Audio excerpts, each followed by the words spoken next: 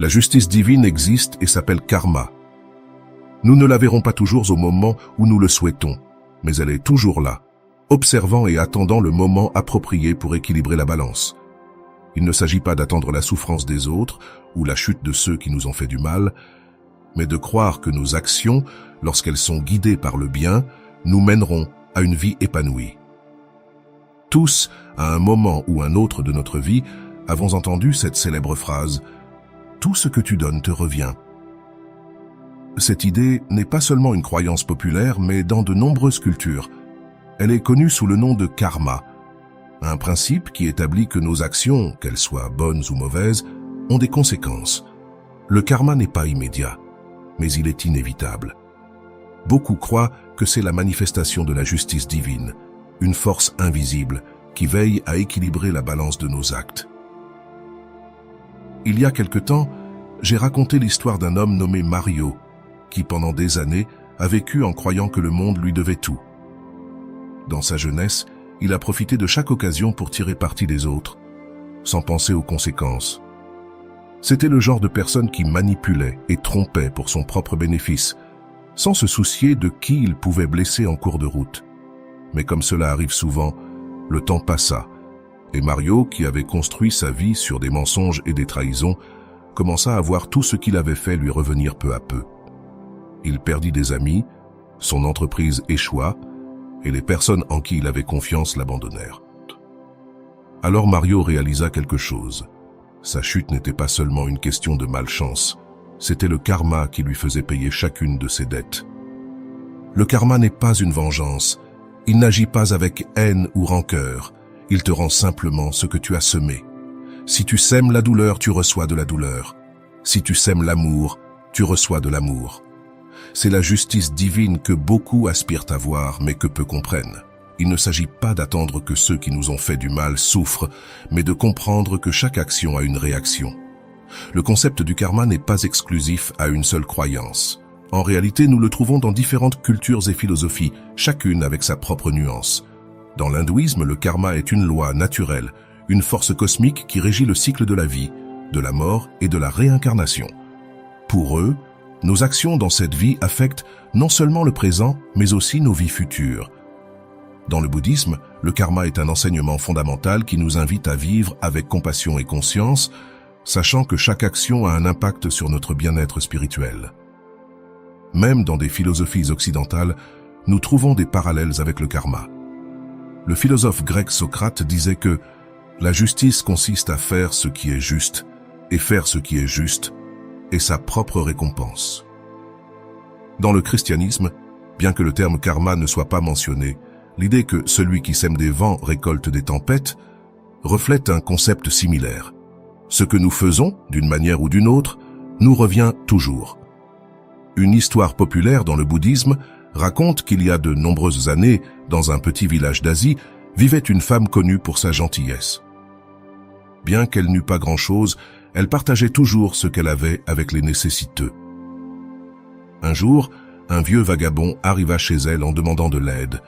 Comme toujours, elle l'accueillit, lui donna à manger et lui permit de rester pendant la nuit. Le lendemain, l'ancêtre prit congé et la remercia profondément. Mais avant de partir, il lui dit quelque chose qu'elle n'oublierait jamais. « Ta bonté ne passera pas inaperçue. Un jour, au moment où tu en auras le plus besoin, tu recevras une récompense pour tout ce que tu as donné. » Les années passèrent et la femme tomba dans la disgrâce. Sa santé se détériora et ses biens disparurent.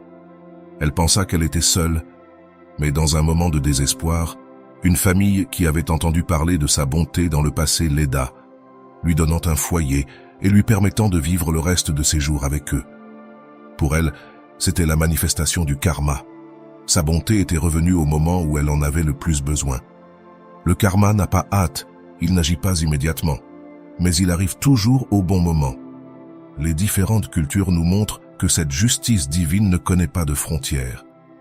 Dans n'importe quel coin du monde, les gens savent que ce que nous donnons est ce que nous recevons, et cette vérité nous enseigne quelque chose de puissant. Nos actions, si petites soient-elles, ont un impact profond sur la vie des autres et sur la nôtre.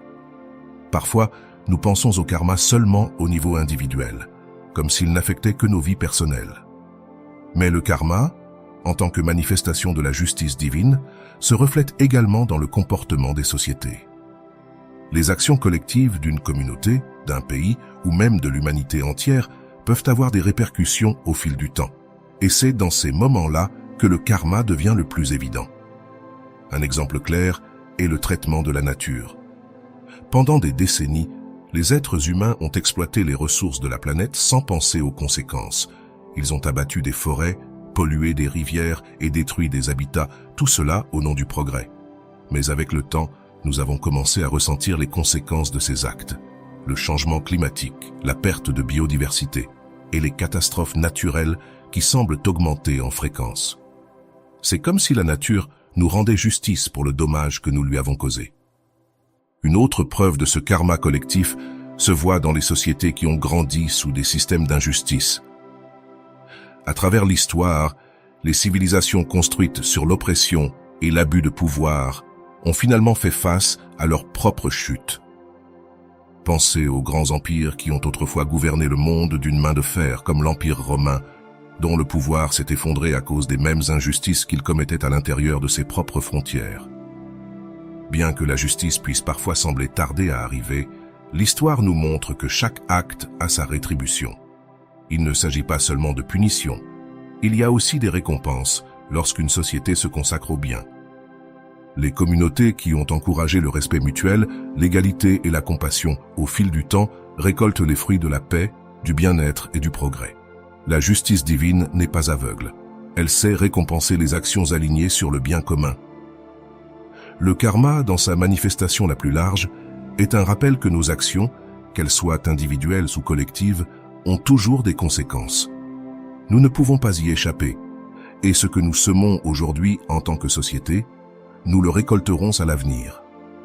Tout au long de notre vie, chaque action que nous réalisons, chaque mot que nous prononçons et chaque décision que nous prenons construit notre destin. Le karma est la loi qui nous rappelle que tout revient, le bon comme le mauvais. Nous ne pouvons pas échapper aux conséquences de nos actes, mais la beauté de ce concept est qu'il nous donne l'opportunité d'être conscients de ce que nous semons lorsque nous parlons de justice divine à travers le karma.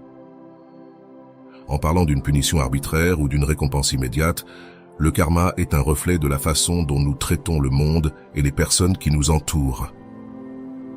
Si nous agissons avec intégrité, compassion et respect, l'univers nous renvoie d'une certaine manière ces mêmes énergies. Il se peut que cela ne soit pas toujours visible instantanément, mais avec le temps, les semences que nous plantons fleurissent. Il est important de se rappeler que le karma nous donne également l'occasion de nous racheter. Nous faisons tous des erreurs, mais si nous sommes capables de les reconnaître, d'en apprendre et de changer nos actions, nous modifions également le cours de notre destin. Au final, le karma ne cherche pas à nous punir, mais à nous enseigner. Il nous enseigne à être plus conscients de nos actions et nous donne l'opportunité de nous améliorer. Une réflexion qui illustre ce point est l'histoire de Raoul, un homme qui, pendant des années, a cherché uniquement son propre bénéfice. Il mentait, trompait et pensait qu'il pouvait échapper aux conséquences. Mais, comme cela arrive toujours, le temps a passé et tout a commencé à s'effondrer. Raoul a perdu la confiance de ceux qui l'entouraient et s'est retrouvé seul. Cependant, au lieu de continuer sur cette voie, il a décidé de changer.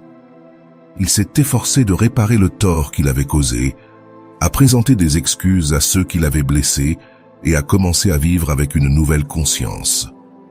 Avec le temps, sa vie a pris un tournant inattendu. Les relations brisées ont commencé à guérir, de nouvelles opportunités sont apparues, et l'amour et le respect qu'il offrait désormais ont été rendus par l'univers. Chaque jour est une nouvelle opportunité de semer le type de karma que nous voulons voir fleurir dans notre vie. Car au final, ce que nous donnons, nous le recevons. Et voilà, j'espère que vous avez trouvé beaucoup de valeur dans cette vidéo. Merci d'être resté jusqu'à la fin de cette vidéo, j'adore quand vous faites ça. Si vous avez bien compris les enseignements de cette vidéo, vous pouvez écrire en commentaire « Le karma existe ». J'espère vous revoir dans une autre vidéo.